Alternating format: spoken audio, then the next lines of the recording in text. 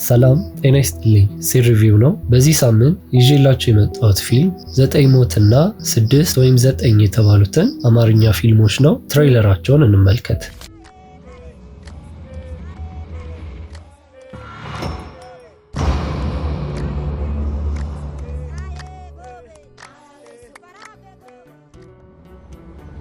ይህ አውቶቡስ ኑሮ ነው የሚመስለኝ።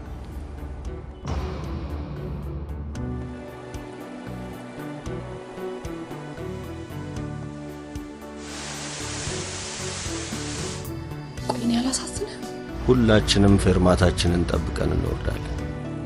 ምንድነው? እኛ ቤት ነው እንዴ? እናንተ ሞተዋል ያላችሁ የት አይታችሁ? አውቃለች አይደል? አውቶቡሱም እያራገፈ ይቀጥላል።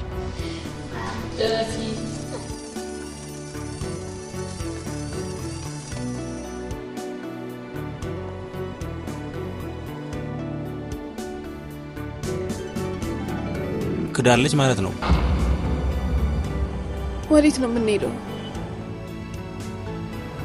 ነዋሪዎቹ እኛ ነን። አላበደችም። ሄጂ ድራሽሽ ይጥፋ። መውረጃችንን እኛ ብንረሳውም ገዛኛ አይረሳውም። ውረጅ ባክሽ ነው ዳሪ ባክሽ ይውረጅ። አፈር ሶልልሽ ልጄ አፈር ሶልልሽ። ምን ችግር አለው ዳር? አላውቀም ማለት ነው እና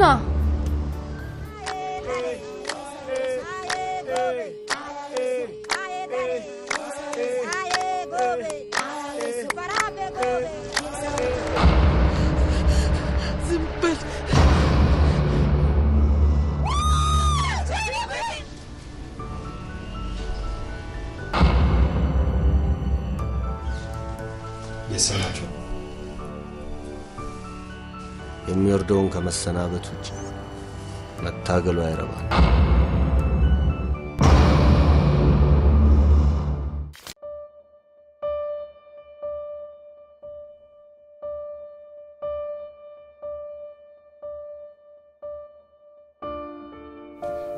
ባሌ ነው። ሚካያስ ይባላል። ማንን አንስቼ ማን እንደምጠልቅ ግራ ገባኝ። መወሰን ከበደኝ።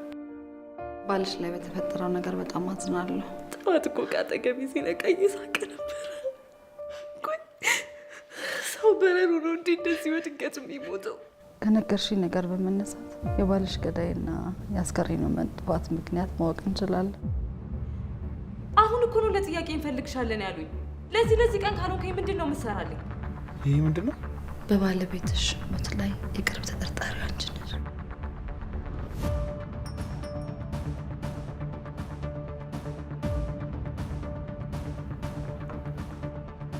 ቆይ አንቺ ሴት ማን ነሽ?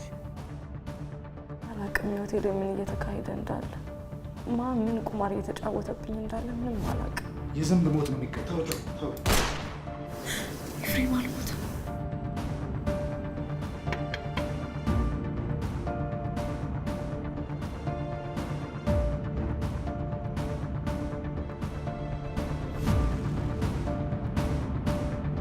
ፖሊሶች በማንኛውም ሰዓት መጥተው ለምርመራ ሊወስዱሽ ይችላሉ። ከዛ በፊት መዘጋጀት ይኖርብናል።